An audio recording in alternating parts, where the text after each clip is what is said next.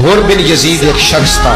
हुर बिन यजीद एक मुख्तसर सा लश्कर लेके उसने इमाम हुसैन को एक जगह पे रोका, फिर दूसरी जगह पे रोका, फिर लाकर तीसरी जगह पे रोका। तो इमाम हुसैन ने फरमाया जगह कौन सी है? कहा हुजूर करबो बला। फरमाया बस यही खैमे लगा दो, यही।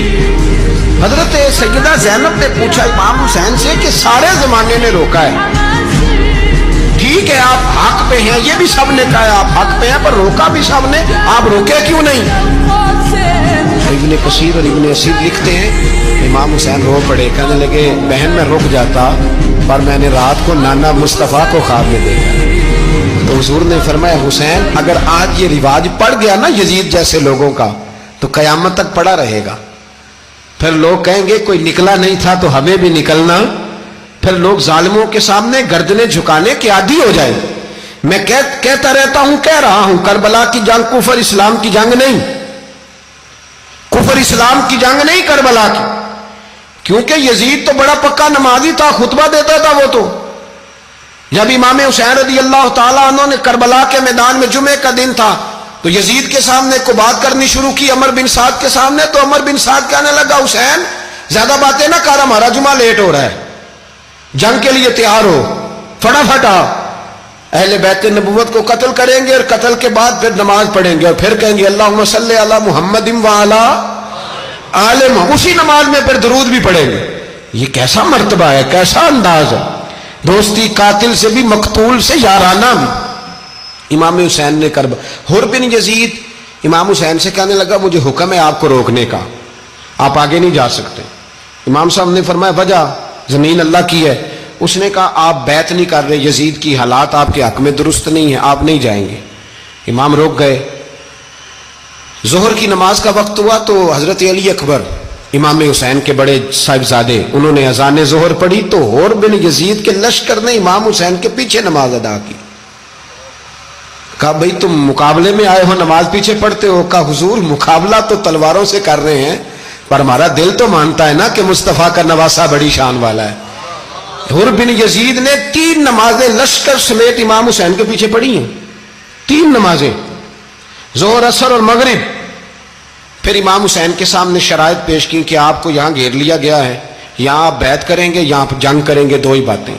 इमाम हुसैन ने फरमाया नहीं भाई बैत तो मैं नहीं करता, इसके अलावा तुम जो कहते हो मैं करने को तैयार हूं। उसने खत लिखा, उबैदुल्लाह इब्ने ज़ियाद को एक बंदा दौड़ाया पीछे, कूफे चंद मील पे कूफा था। कहा वो नहीं मान रहे, क्या करना है? तो हुसैन इब्ने अली है, मैं ज्यादा देर उन्हें रोक भी नहीं सकता। उन्होंने पैगाम दिया हुर बिन यजीद को कि करना कुछ भी नहीं, उनका पानी बंद कर दो, ब्लैकमेल करो, खाना पानी नहीं मिलेगा, छोटे छोटे बच्चे हैं, खुद ही मान जाएंगे। हजरत इमाम अली मकाम के बारे में हुर के पास जब ये पैगाम आया तो हुर कहने लगा मेरी तबीयत नहीं मानती हुसैन पर पानी बंद करूं, दिल नहीं मानता। जब ये लफ्ज कहे ना दोबारा तो फिर उबैदुल्लाह इब्ने ज़ियाद ने अमर बिन साद को 10,000 आदमी दे के भेजा। कहा हुर बिन यजीद लचक दिखा रहा है हुसैन के हक में। 3 दिन तक पानी बंद रहा। 9 मुहर्रम को अमर बिन साद ने और लोग बुलाए। शिमर एक बड़ा सख्त आदमी था, संग दिल बदबख्त, जिसने हजरत अली असगर के गले पर तीर मारा था, वो और लश्कर लेके आया। रात को कहने लगा इमाम हुसैन रज़ी अल्लाह ताला अन्हु से कि बस बड़ा हो गया, ये 9-10 मुहर्रम की दरमियानी रात, यहां आप जंग करेंगे या आप बैत करेंगे, 2 ही बातें। इमाम हुसैन अंदर गए, सैयदा ज़ैनब से मशवरा किया, बाहर आए, फरमाया बात वही है जो पहले दिन वाली है। इमाम हुसैन रज़ी अल्लाह ताला अन्हु ने फरमाया भाई बैत तो मैं नहीं करता, बाकी जो तुम्हारा प्रोग्राम है।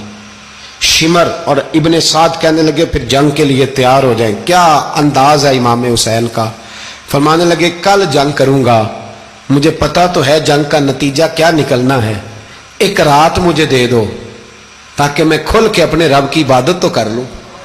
हुसैन ने जाना है, मुझे पता है कल रिजल्ट 72 और 22,000 का क्या एक रात मुझे दो, मैं मालिक से राज न्याज तो करूं, मैं गोया उससे पूछूं तो सही कि मालिक मेरे वालिद भी शहीद हैं, भाई भी शहीद हैं, नाना को भी दुखों में देखा है, तो अब मेरी बारी है तो मालिक मैं हाजिर हूं, मुझे मौका तो दो, इसलिए कि मेरे नाना ने बदर में भी सारी रात इबादत की थी, सुबह मुझे मौका दो। और दुनिया का उसूल है जब कोई मौका मांगता है तो दिया जाता है, یہ دونوں کہنے لگے کوئی موقع نہیں. حور بن یزید پیچھے سے بولا, کہنے لگا نہیں بدتمیزی نہ کرو, حسین کو موقع دو, تمہیں دینا پڑے گا. موقع دیا. حور بن یزید نے پھر منت کی, کہا حضور آپ مہربانی کرے مان جائیں. فرمایا ماننے والا کھاتا کوئی نہیں. یہ بڑا مشکل. سورج چڑھا, 10 محرم کا دن, جمعے کا وقت. جناب سیدنا امام حسین رضی اللہ تعالیٰ عنہ نے ریت پر سجدے کیے, لمبے سجدے, لمبی نماز. سورۃ الشمس کی آیات دوسری رکعت میں پڑھی تو سارا کربلا گونجنے لگا. کیا انداز تکلم تھا امام علی مقام کا. نماز مکمل ہوئی تو حور بن یزید, عمر بن سعد اور شیمر سے کہنے لگے واقعی حسین سے لڑو گے؟ پتہ نہیں کون ہے. قل لا اسألکم علیہ اجرا, تم نے نہیں پڑھا الا المودۃ فی القربى, تمہاری آنکھیں بند ہیں. الحسن والحسین سید الشباب اہل جنہ, تمہیں نہیں پتا؟ کہنے لگا چپ کر, حکومت نظر آ رہی ہے. اور بن یزید کہنے لگے پھر میرا بھی فیصلہ سنو, مجھے حکومت نہیں چاہیے, مجھے جنت چاہیے. حکومت نہیں چاہیے. امام حسین کی پہلی فتح دیکھیں, حور بن یزید ایڑی لگا کے نا یزید کے لشکر سے نکل کے امام حسین کے لشکر میں شامل ہو گیا.